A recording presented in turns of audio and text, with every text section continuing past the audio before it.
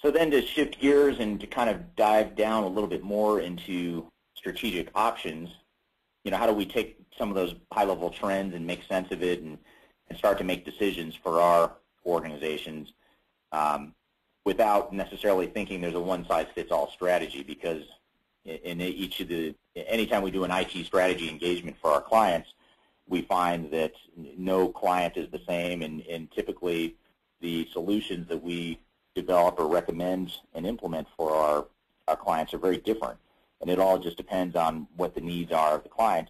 But the "it depends" answer doesn't really do you a lot of good. It doesn't help to say, well, it just depends on what you need. Go have at it and figure out a strategy that fits.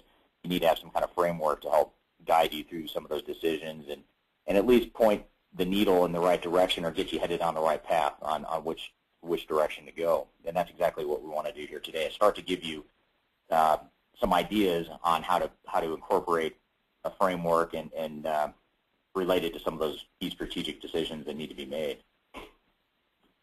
So the first thing is you kind of look at your current IT inventory. What do you have right now in place? And most of you probably have a number of legacy systems or homegrown systems that you've developed over the years, or you've perhaps acquired off the shelf and made some changes to. And there's probably strengths and weaknesses to that software, and there's probably stuff that drives you crazy and you can't wait to get rid of to move forward and find something new.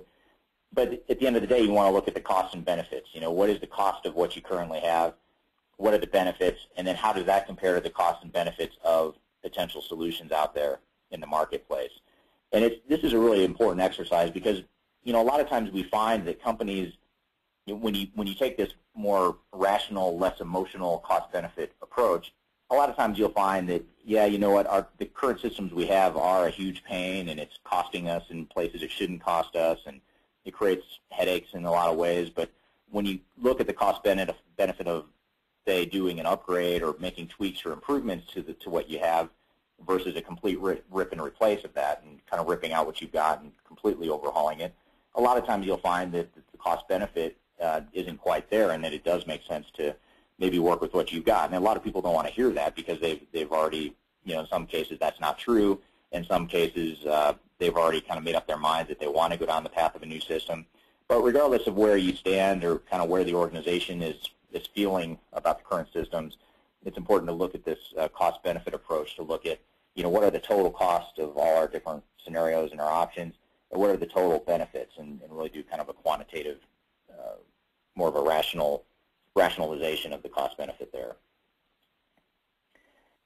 And then beyond that, beyond looking at just some high-level scenarios, there's also other things that need to be considered, a lot of different strategic options that can be overwhelming at times.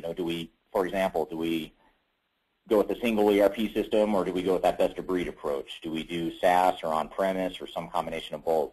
Do we insource or outsource our IT? Do we insource or outsource our IT implementation, our ERP implementation?